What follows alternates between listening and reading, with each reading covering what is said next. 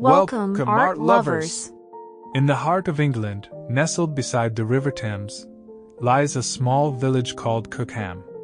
But this is no ordinary village, it's a village of visions, a gateway to heaven in the eyes of one of the 20th century's most unique and powerful artists. Welcome to the extraordinary world of Sir Stanley Spencer, an artist who turned the quiet, everyday life of an English village into a canvas for the divine. And in this video, we'll take a closer look at Stanley Spencer's 273 works, exploring them one by one, chronologically.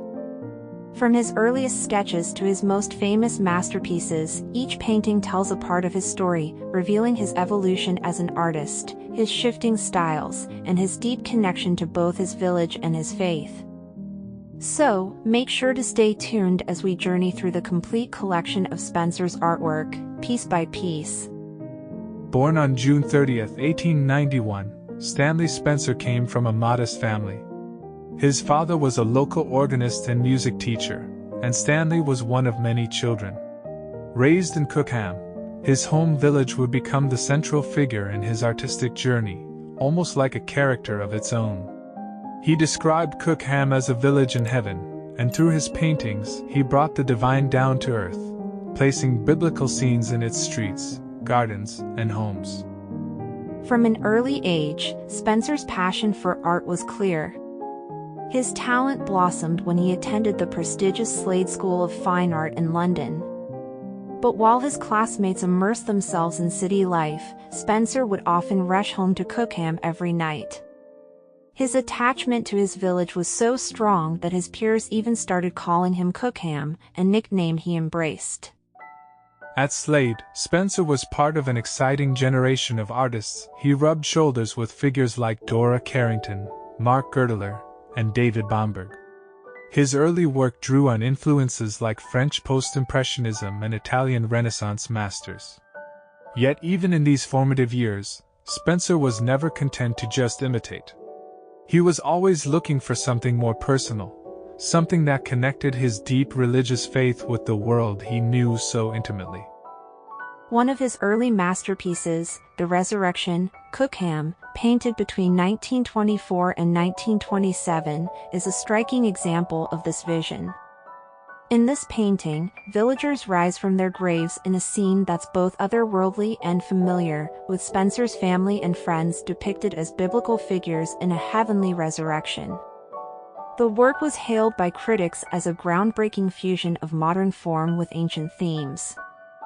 The Times even called it the most important picture painted by any English artist in the present century. But Spencer wasn't just a man of spiritual visions. He lived through some of the darkest chapters of modern history. During the First World War, he served as a medical orderly and later as an infantryman on the front lines in Macedonia. The trauma of war left an indelible mark on his art. His series of paintings for the Sandham Memorial Chapel, one of his most celebrated works, depict not the heroism of war but the quiet, everyday moments of soldiers tending to the wounded and performing menial tasks. He saw these as acts of redemption, small glimpses of humanity amidst the horrors of war. After the war, Spencer's work began to take on an even more personal, sometimes controversial tone. His paintings often explored his complex relationships with love, marriage, and sexuality. His first marriage to fellow artist Hilda Carline was passionate yet troubled, and his later obsession with another artist, Patricia Preece, led to one of the most scandalous chapters of his life.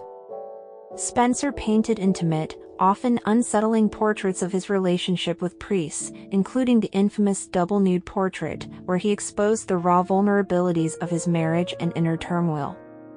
In these later works, we see an artist not afraid to dive into the messiness of human relationships. He viewed love, lust, and spirituality as intertwined forces, even when they brought him personal pain. The boldness of his artistic exploration, especially in works that were deeply intimate and biographical, has left many art critics both fascinated and divided. Spencer's life was filled with contradictions. He was deeply religious but unconventional in his approach to faith. He was a quiet, modest man who created art that was often radical and shocking. In his later years, his paintings became increasingly eccentric, and though his reputation faded for a time, he was knighted just months before his death in 1959. Today, Spencer's work is celebrated for its visionary intensity and emotional honesty. Spencer once said, "All life is full of glorious possibilities." His art reminds us to look for the extraordinary in the everyday, to see our surroundings, no matter how mundane, as a reflection of something greater.